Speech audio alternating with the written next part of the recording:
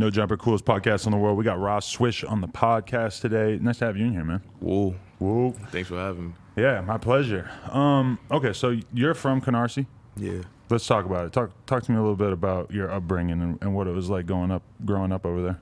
I mean, it's regular street shit. It's like, for me, you deal with the everyday life of being in the hood, being from the streets and seeing regular street shit. So I feel like that's mainly it right there. Right. I mean, I lived in Bushwick from 2005 to like 2010. So that's a very different part of Brooklyn, though. As it's been described to me, Canarsie on some old other shit. I lived in Brooklyn for that long. I never went there one time. So it's like, it's a whole different planet, right? Yeah, I mean, you could say that because you from, Flossie known from getting money. So you step over there, you step in different parts of Brooklyn, you be like, all right, nah, it's different. But we do our thing. But so growing up in Canarsie, did it seem like that was a place where, like, was there any, like, are there any, like, famous rappers from there? Or do you feel like this was kind of the first wave? Nah, like, it is really the first wave of rappers from Canarsie doing their thing and really doing it on a big level. Right. Okay. So what about, like, when did you start to get in the mix? Like, did you start rapping first, or were you more, like, just on some street shit before that? Or how did this unfold? I definitely say, like, for me, everybody growing up in the hood, your first resort is street shit. That's what you know. You feel me? You see that every day. But I started rapping around, like, 2015. And then I started becoming, like, somebody in Brooklyn around, like, 2016. That's when it was like, all right, for me, the hood know me and shit. I'm known for doing this shit. And you knew Pop before you even started rapping, or did that come about once you started rapping? I knew Pop before he started rapping. Okay. So, yeah, that was my dogs before he started rapping. So from, like, what age? Or how long ago were you guys cool? I met him in 2018, the very beginning of 2018, like right after New Year's. Okay. I met him in 2018 and shit. And then, you feel me, that's when he started telling me, like, yo, bro, I'm gonna rap. And he hadn't even actually recorded yet? He was just thinking about it? Nah, he ain't had no songs, he ain't been in the studio, none of that shit. So, but he was just always on it, like, yo, bro, I'm gonna rap. Right. And I was like, all right. And you were a little bit ahead of him? Like, you had already been fucking with the music side of things? Yeah, like, I already had a little name in the hood and shit around Brooklyn, so, you feel me? Niggas knew me, and then once he started, he just took off and did his thing. What was your impression of him before he even started rapping? Like, were you looking at him like, wow, because it just seemed like he had like a certain charisma, a certain energy around him, even when you take the music out of the equation. Did you kind of recognize that right away? Nah, hell yeah, because, like, anybody that know him personally, like, his vibe is different, like, his spirit is, like, loud. Like, you feel me? He really one of them people, he'd come around and he'd change the whole aura in the room or change the mood and shit. So before he even started rapping, that was just his vibe, period. So anything he did, for me, whether it was sports, games, being on the block, anything, for me, just how he talk is real, like, you feel it. So before he was rapping, he got that shit. So you guys, like, were you there when he first started making music? Did you guys make music together super early on? Or? Yeah, like, hell yeah, like, probably, like, I say, like, his 4th or 5th studio session, we was in there making songs. I wasn't there the first song he made because, I was doing what I was doing and shit, but I definitely heard the first song. Like, his whole beginning of the career, I heard all that shit he had sent it to me, like, yo, bro, you fuck with this? Yo, how you feel about this? Like, yo, bro, this shit hot, right? Yo, I think I should drop this. Like, so that's how we was on it. Right, so did you have any songs that were coming up on, like, a viral YouTube type level before, like, his movement started, or how was that unfolding? Nah, we was dropping music and this shit in the hood. We had Flow Tastic TV, and that was, like, you can consider that the Brooklyn World Star type shit. Like, for me, all the new Brooklyn rappers, if you own that shit, niggas was tuned in. So that's where we used to drop our music, for me, around like 2017, 2018 and shit like that. That's what we was putting it out. Okay, and so was the Woo thing, like, part of what brought y'all together? Is that a big part? Were you both repping that at that time? Is that something you just grew up with? Yeah, like, you feel me, once we was on our Woo shit, it was like, you feel me, everything was just family. And the more people you meet, it's just all love. Like, we all really knew each other, but, you feel me, just coming around, is I don't got to watch my back for nothing because it's love, this family. And that's how we moved with it. Right. Okay. So how did you guys, like, when did it start to seem like this is really becoming more of a real thing? Like, the music was actually going to a different level? Shit, when Pop did what he did, like, when Welcome to the Party really hit, and we was like, oh shit, like, this shit real, like, he doing it. Like, you feel me, he put this shit on a different level. It's not just hood shit no more, it's mainstream now. So he definitely opened the doors and made everybody see, like, yo, take this shit serious now, so we could do what we gotta do. Do you remember the first time you heard it? Welcome to the Party? Yeah. Yeah, I remember the first time. It's a crazy story. First time I heard Welcome to the Party, I was taking this shit, right? And then, you feel me? It only had one verse on it. So I heard the shit and I called him. I'm like, yo, bro, the fuck is this? He like, yo, bro, I just made that shit. You feel me? You fucking with it? I'm like, yo, bro, I need to get on the second verse. He like, nah, bro, we gotta do some other shit because I already got the second verse done. I just didn't finish it in the stool. Right. So I'm like, all right, bro, do that second verse now. That shit fire. He like, nah, I already got it. I'm about to go tonight. And then he laid it, and then that was it. But I already knew. Once I heard that shit, I was like, nah, this shit is crazy. Like, right. It was just different. I'm like, dang, like, there's some real party shit. Like, this make me want to go get drunk right now, go outside and do some crazy shit. So were you fucking with the AXL Beats and the whole drill sound like prior to that, or was that something that y'all sort of like came together with? Nah, I was fucking with them before that. Like, you feel me? Because AXL tapped in with Brooklyn niggas a while back, and he was just hitting niggas like, yo, bro, I fuck with y'all. You feel me? I see y'all using some of my beats. Like, you feel me? Let's work together. So a lot of niggas had a relationship with AXL before he really took off and shit. Yeah, because it's like, it's kind of crazy the extent to which that sound, like who were you paying attention to and like studying? Were you looking at the Chicago shit, or were you paying attention to like any of the London drill shit that was popping off before the Brooklyn wave really took over? Or like, because it's kind of like something that you never really heard of before, to have like the main producer basically like engineering a whole sound for the city that's the home of hip hop. But then meanwhile, he ain't even been there. He's just on the other side of the world fucking supplying the sound.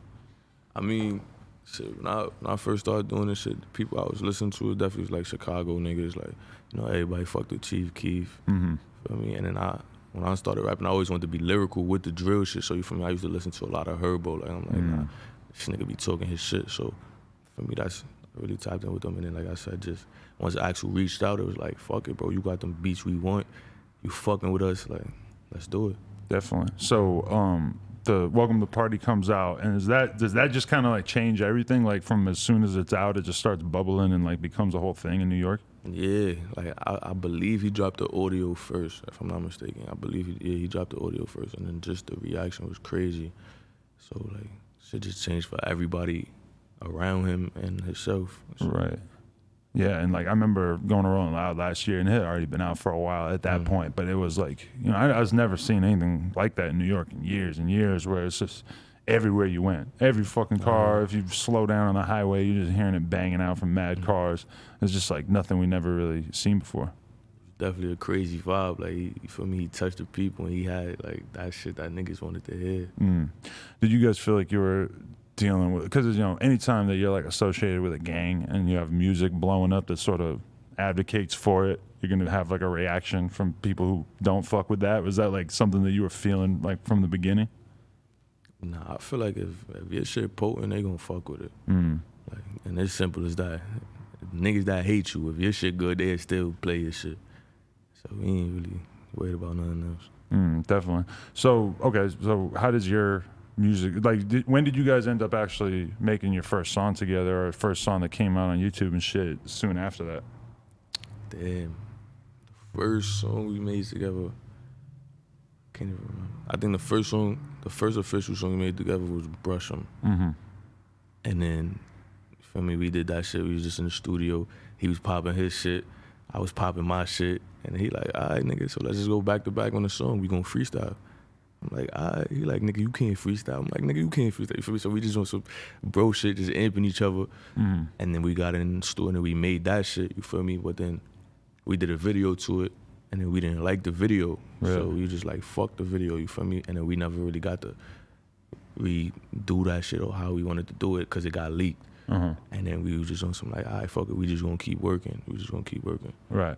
So what was the first video that came out with both of you in it? The video, we never dropped the video. But you have other videos together, right? Nah, we just did a bunch of songs and we never got to shoot the videos. Oh, okay. Maybe they were like fucking, what is it, like fan videos on YouTube? They taking clips and putting them together? Yeah. Damn, they duped me. Damn, that's crazy. Okay, but so the Welcome to the Party video shoot, what was that experience like? Because we'll get to it in a second, but there's like a super viral clip of you wilding out after the video shoot. But was there anything in particular about, because you shot that video like right in Canarsie, like at all the local spots that you guys be at and shit, right? Welcome to the party. That shit was in the hood, but the first day, like that was a couple days shoot, you feel me? The first day we did that shit in Long Island, and then that shit was crazy. It was like a Project X vibe, like whatever you could imagine, that's what that shit I did. So it was crazy, and then my dumb ass, like, you feel me? I was just drunk, I was high, and then I got into the argument with the police, and then they fucking, like, he was just giving me mad racist remarks and shit, and I wasn't going for that. So then niggas ran up on me, pepper sprayed me, I tried to run. You did the mad dash. I actually thought you were getting out of there. You were going fast as fuck. I got out of there, but I ended up running past the house that we just came out of, and there was already officers there. So when I ran past the house, the other officer just tackled me. Boom, tackled me, punched me a couple of times, like, where you going? I was watching that like, where the fuck is he gonna go? Like in Long Island. Yo, like, listen, we was in Long Island, I was gonna run all the way back to Canarsie. I was thinking, just camp out somewhere and you could get an Uber. It's gonna be an expensive ass Uber, but you could probably pull it off, right? Yeah, but I wasn't even thinking. I was just trying to get away. I'm like, yo, these niggas. All right. Crazy. So like, did people start tapping in pretty early on in terms of like fucking bigger artists and stuff? Like we obviously see like a million bigger artists tap in over the course of his short career, but like, did you start? And obviously the label attention must have started pouring in as well. Yeah, I mean, I feel like I wouldn't say, I don't know how early it was they tapped in, but when they did, it was a storm of everybody. Like, cause once you, like I said, once you meet him, his energy is real genuine, and it's like it just be stuck with you. Like you feel it. So you feel me? I know like, once he met a couple people, they was always gonna fuck with him type shit. Yeah, and that was really, we were having this conversation earlier, but like there was a level to which a lot of people, including like people from New York, when they first heard Welcome to the Party or Dior, they didn't really understand the fucking sound that they were hearing because it was something so different and so new. And I don't know, like a lot of people kind of forget about the fact that like, if you want to really be that huge artist that's gonna fucking change things, you have to do something fundamentally different. And was that something y'all were like conscious of, the fact that there was like a new sound really bubbling up? Damn, I just say he knew what he had, like, so he just knew, like, yo, I gotta get this out there because the sound is different. Like, it was different, so he knew. Right, definitely. So by the time the Dior video came out, what was that transition like? Because by that point it must have been a totally different level of attention and shit. It was already stardom for him. Like it was just crazy. Like that's when he come outside, all the kids coming out of school to come see him. They don't give a fuck if school not finished. They come in if they hear Pop Smoke outside. Like for me, stopping traffic. Like for me, just regular star shit. Like for me, walking around, he got the city. So definitely, it was crazy. So you caught a gun charge from that clip though? I forgot to ask. You caught a gun charge when you were running away from the cops at that moment? Yeah, they charged me with a possession of a weapon, attempt possession of a weapon, and then like 2 assault charges on the officer, and then resisting arrest on the bullshit. So what happened with all that? How long you sitting there? I fucking bailed out. Like I went to the county and shit. I was in the county for like 3 days, and then I bailed out, and then I just fought the case. And you beat it? I beat it. I had to cop out to something, but I like for me, you could basically say I beat it. But you didn't. I ain't had to do no time. Right. Yeah. How the fuck do you beat it? Cause I had a video. Pop sent me a video of like the assaults was the main thing. Cause the attempt possession of a weapon is, I think that's a misdemeanor still. So the assaults on the officer is like they was really trying to slay me with and shit. But I had a video showing that I didn't hit nobody. Yeah. So when I went to court, like we was fighting and shit, back and forth, then we presented the video. Then they had to drop the charges, and then they made me cop out to a lesser charge. Right, because if you had done anything violent to the cops, I mean, in the video, you see everything from you arguing with them to them tackling you. So it's not like you really would have been able to do anything that wasn't on camera. Yeah, so I had it on video, but it took me a while to get the video. So that's why I was going back and forth to court show. They probably would have bended that, but that's crazy. I would think that video would be viral as soon as it fucking happened. Shit happens. Shit happens. All right, like from your perspective though, how did you think about what you were doing with your career? Because you have your man's like exploding, and obviously that a lot of good things are coming your way via that too. But like, what was your mentality on how you're gonna approach your music in the face of his shit exploding so fast? keep working, cause he never once did what he did and then like forgot about me type shit. You feel me? And then like whatever he learned, he had just hit me and just tell me like, yo, bro, I ain't gonna front. I was in the office and we was talking about this, so I learned this about the game. So you should try this. So you feel me, like little shit like that. He always kept me in the loop what he was doing. So it was like, I'm gonna just keep working. Eventually, I'll get there. So that's how we attacked it. That's really interesting because I was hearing that story about how he had a meeting with 50, and he and like 50 thought he was just like talking on his phone or some shit, but he was actually writing notes about the shit 50 was saying to him and shit. So that's really interesting that like he was so aware of the fact that he was around people that he could learn from and shit. Real aware, like he's smart, like he remember a lot of shit. So you feel me? That shit is crazy with that nigga right there, boy. Damn. So did you feel like you guys were getting an outrageous amount of attention from the police from early on? Because that was kind of a theme throughout his career as well. I shit like that's what come with it. So like it ain't really bother us. I can't really speak for him, but from my perspective, it didn't look like it really bothered him because it was like that when niggas wasn't rapping. Like if you known in the hood, police on you. So you gotta think if I become bigger with music, it's gonna be the same shit and it's just gonna grow greater. So right. But when something happened like the Rolling Loud situation where you got taken off the bill, was that even surprising to you, or was that something that at that point you were kind of expecting that shit to happen? It was something like an expectation. You just pray for the best. Like, yo, feel me? We hope they don't take bro shit off, or you feel me? He hoping like, nah, I hope they don't take my shit off. But you know, that's what the police do. They trying to stop our money. They don't want to see us win. So it is what it is. Definitely. So there's like a tricky part in any rapper's life where they start to like really get the attention and shit, but maybe they don't necessarily have like the money to get out of the hood right away. Was it that kind of vibe where it's like you guys are getting way too much attention, but then also it's like, you know, you're still in that area that you came up in?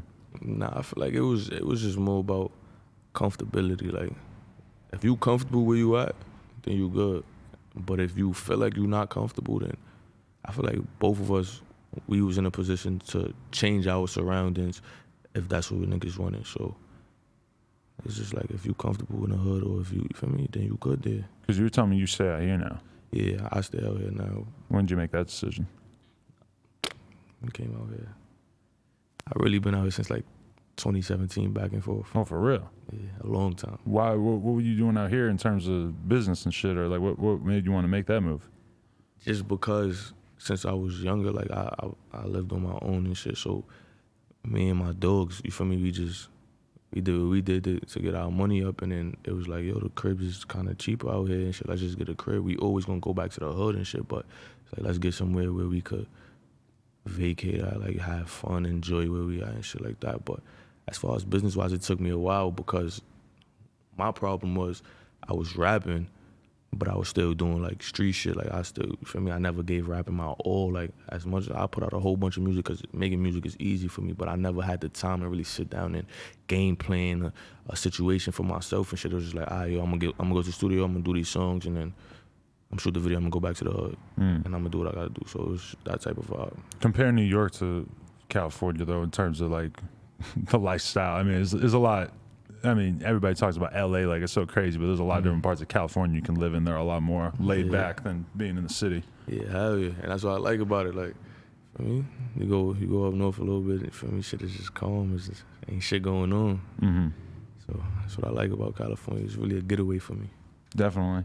So, okay, what is stuff like once pop starts like touring and being out here all the time and stuff, were you just kind of consistently like it's kind of an interesting situation to be in that position? Like, were you just trying to be around and just sap up as much game as possible that you could from the situations that he was ending up in, or what was the thought process? Like that, and that was all him. Like he had called me like yo, bro, why you not here, or why you not pulling up on me? And I'm like, yo, bro, I'm working, I'm doing. He like, nah, bro, like you gotta be around. So he wanted that for me, like, yo, come around and learn what you could learn and take it and use it for you. Like whether he in the studio working with another artist, whether he talking about his merch, whether he doing anything, he'd just be like, yo, you feel me? Like, yo, bro, if you could pull up right now so you could see what's going on, so you get the picture. So when it's your time to step in this shit, you ain't gonna be no fool about it.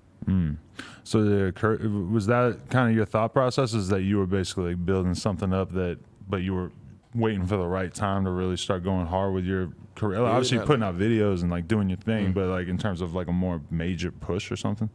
I mean, like that was always my plan. Like you feel me? Just when I got the time to take it serious, but him doing what he did definitely fast forwarded that plan. Like I was like, oh shit, like he like, yo bro, like you can't play, you gotta do it now. So and I was on the same time, like I do gotta do it now because it's now or never. You feel me? You put us in a position where it's like the opportunity is here for everybody right now. You kicking in the doors for us. So it was like, yeah, let me do what I gotta do right now. Mm-hmm. Did he ever tell you, was there any like particular like wisdom or anything he shared with you, like in terms, because he's just like meeting with all the, at this point in his career, he's meeting with so many fucking big name artists and people in the industry and stuff. Like, was there anything in particular that stood out to you in terms of like advice or anything like that? Damn, we talk so much, it's like, can't remember everything, but it's like, it's just work.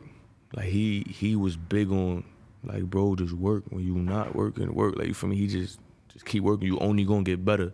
So, and that's stuck with me now. Like, I'm a studio junkie now. Like, I always want to just work. If I'm not doing if I'm not in the studio, I need to find a song that just shoot the video to, so I have it in the stash. Or for me, who I could network with and shit like that. Cause he was heavy on that. Like, yo, bro, just work.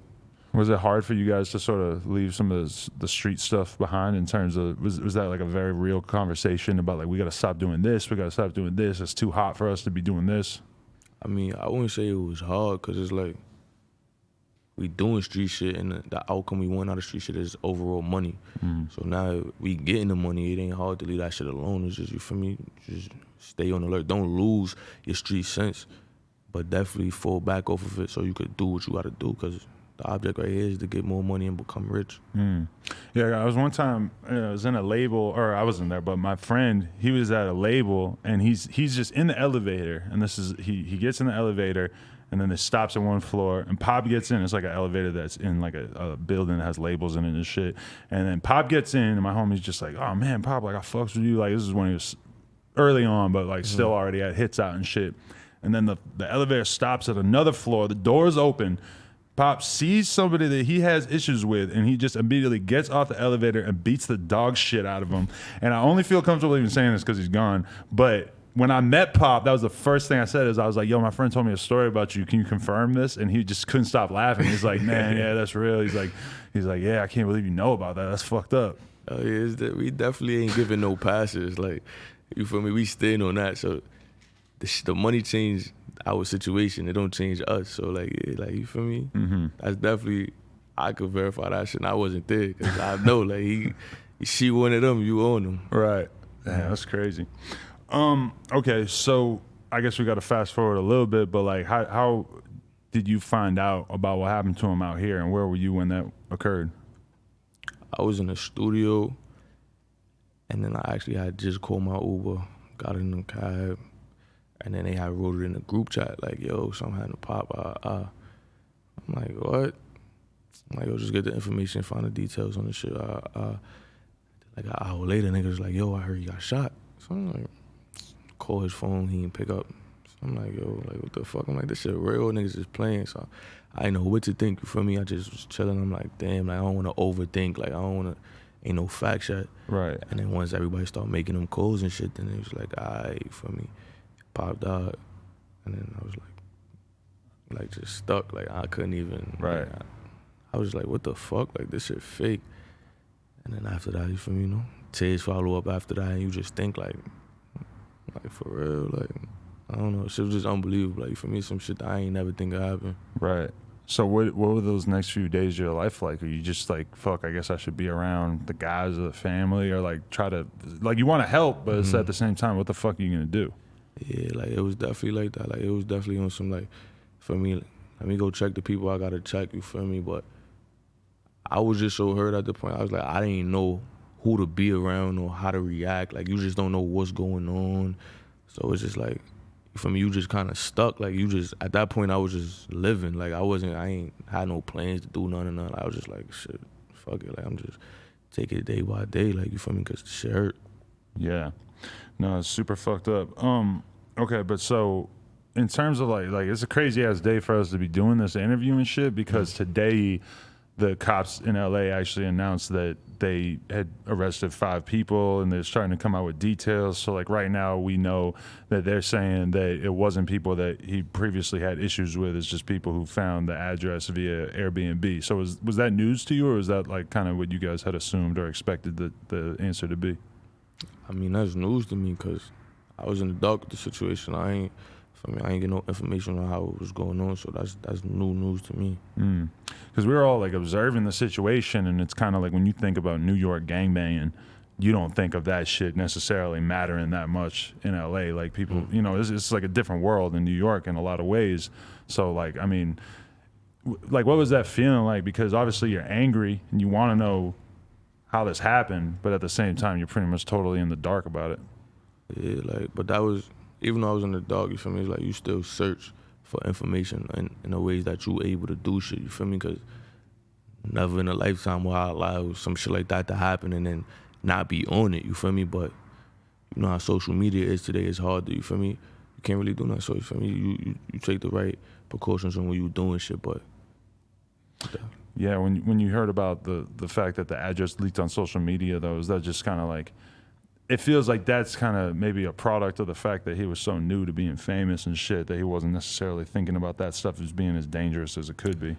Yeah, definitely. Like, I feel like that's some shit you don't even think about. Like, that's why it's so crazy, because it's like you just taking a picture. You don't even really, you're not thinking like that people are going to be uncovering clues and figuring shit out. You don't think that far ahead, especially when you not where you feel like you in danger or you should be looking over your shoulder and shit. So that situation is just crazy. Yeah, that's super fucked up. And the other thing that came out today is that some people are speculating that Pop actually shot one of the dudes when this situation went down. Is that news to you as well?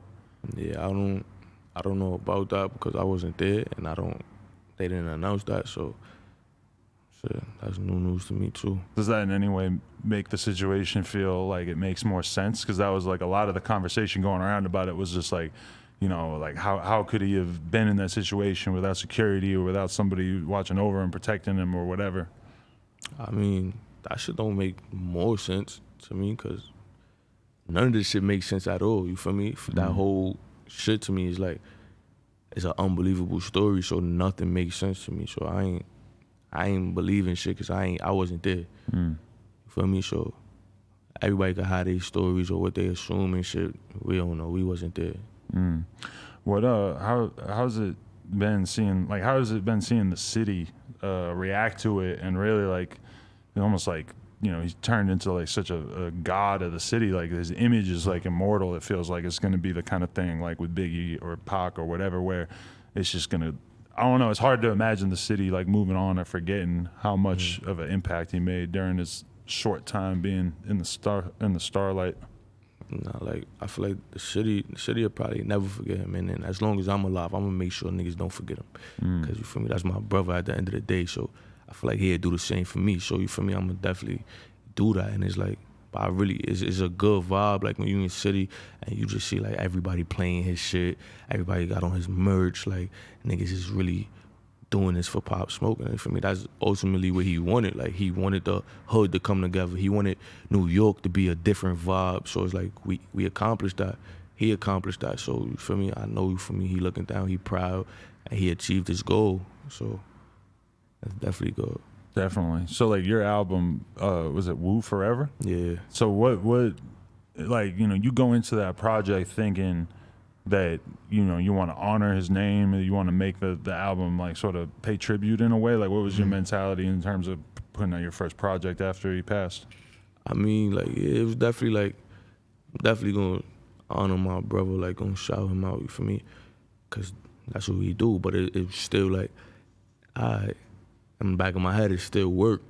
You feel me? And we had that type of relationship. Like if something happened and you feel me, like, and niggas is sad or mad, nigga, he'd hit, yo, Rah, stop being a bitch, bro. Like, stop moving like that, bro. Like, you gangster, bro. Like, don't, you feel me? So that's playing back in my head, too. Like, nigga don't want me crying and shit. He don't want me sad all day. Like, you feel me? Yeah, nigga, get in your bag. Like, for me, that's what I told you to do anyway, get in your bag. So it's like, I worked on that tape. I had that shit done in about a month and a half.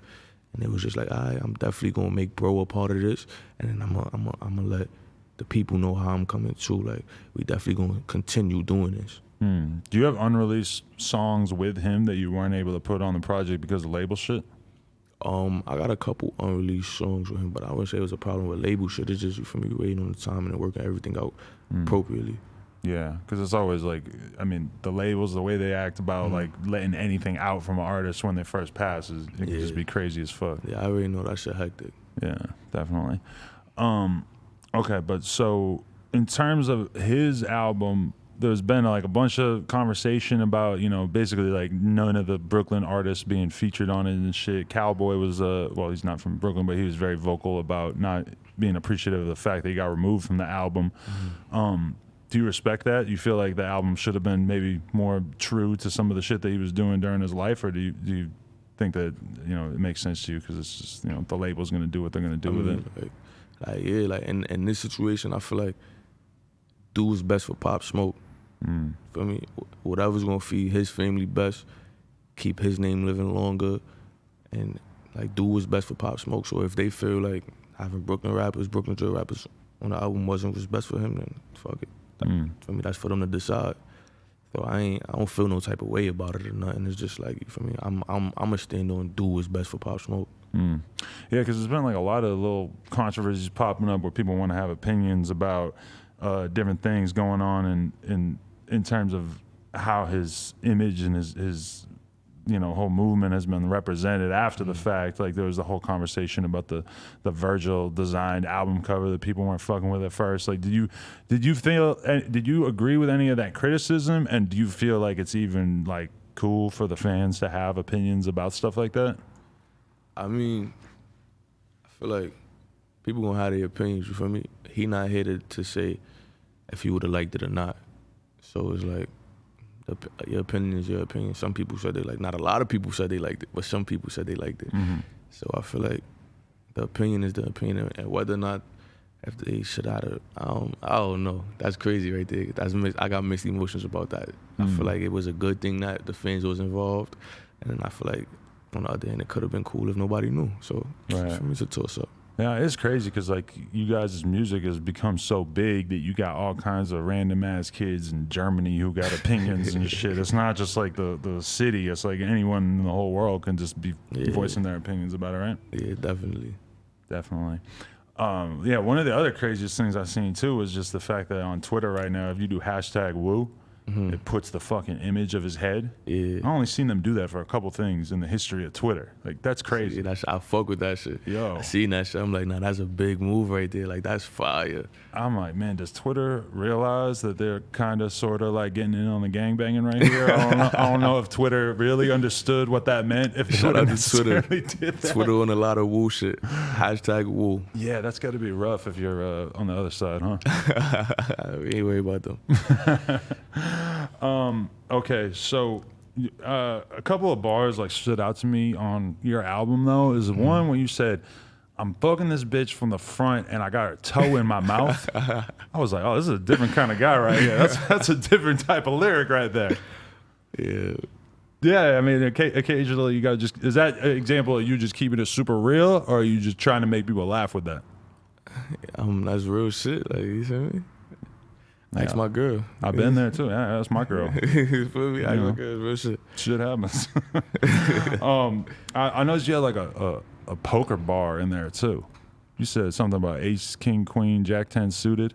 Where did that come from? Poker? You play poker? Nah, never played poker in my life. You just know the words? Yeah. Okay. I just knew like, what's that shit called? Where you got all them cards, or a royal flush or some shit like that? Oh yeah. I just knew like that, so I ain't gonna lie, I probably Googled this shit to make sure it was right. I can't remember right now, but I probably did that, and I was just like, I got a poker bar. Like, that's how I make my music. Like, I just see shit.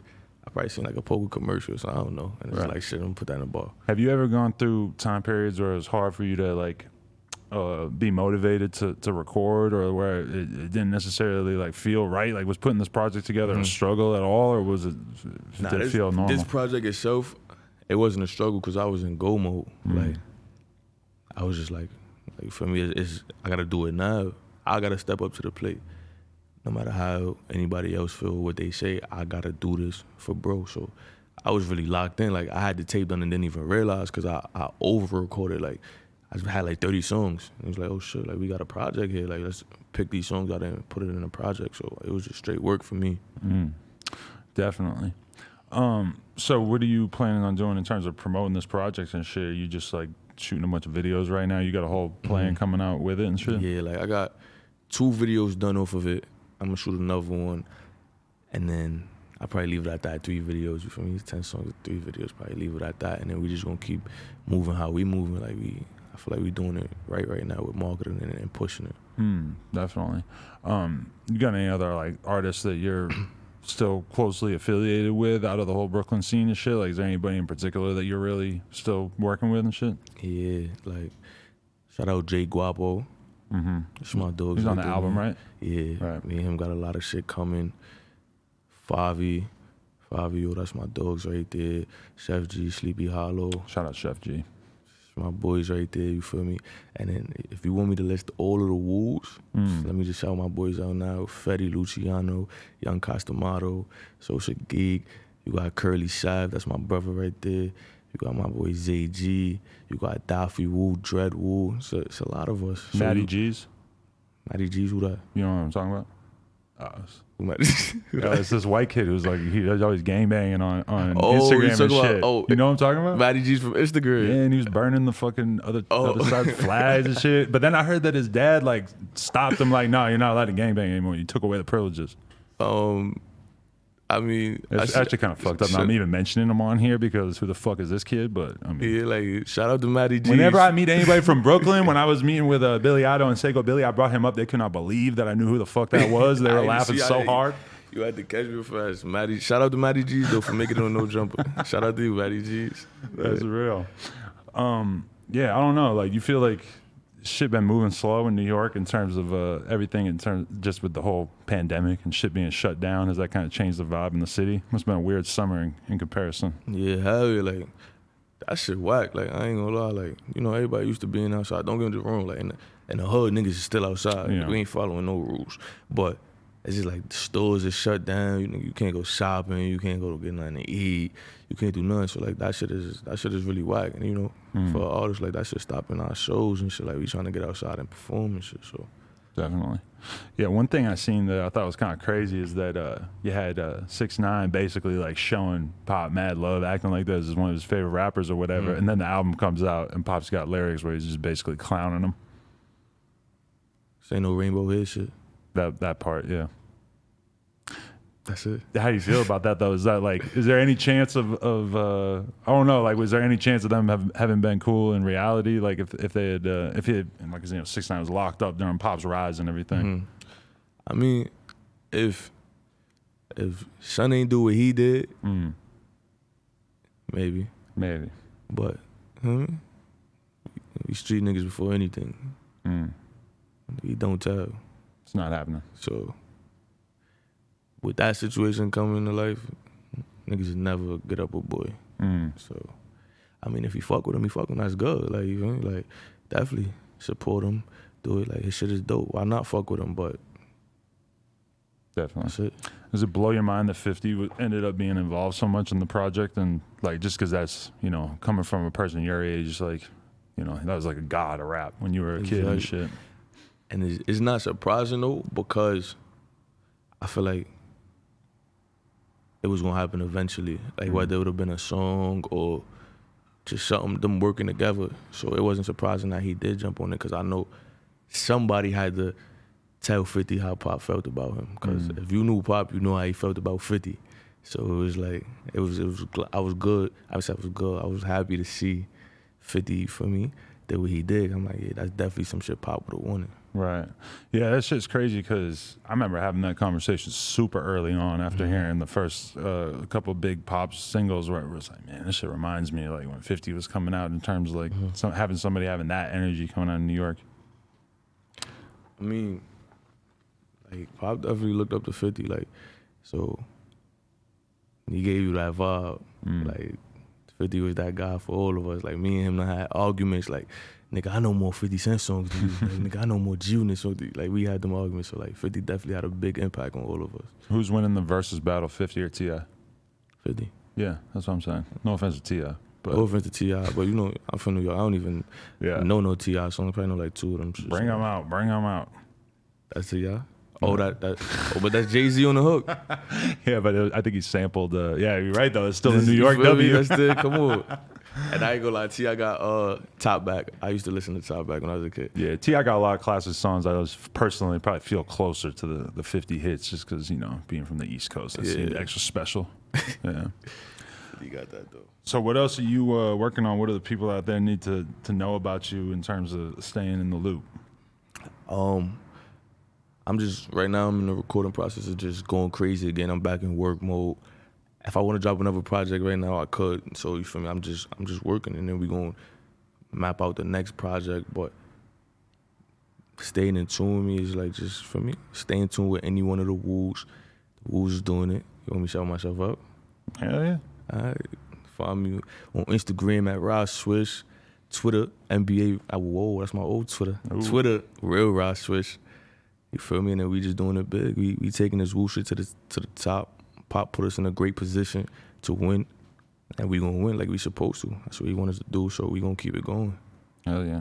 Yeah, rest in peace to Pop, man. I'm glad that we could get your perspective on not just your career but his career, and you know, just somebody like who made such an impact on the culture in the short time that he was in the spotlight. It's kind of, you know, it's good to have that on record. Nah, definitely. Yeah, well, boy, do his thing. Appreciate your time, man. It was good to have you on here, and sorry for your loss. Appreciate you for having me, man. You know, we're gonna take this to the top one more time. Rest in peace, Pop Smoke. Rest in peace, KJ Baller. You know, and go mess with my man's album too. That shit was hard. Whoa. Appreciate y'all.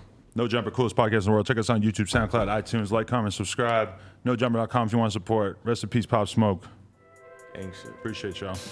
Appreciate y'all for watching my interview. Make sure you like, comment, and subscribe. And make sure you tap in with me on Instagram at Rah Swish and on Twitter at Real Rah Swish. Whoa.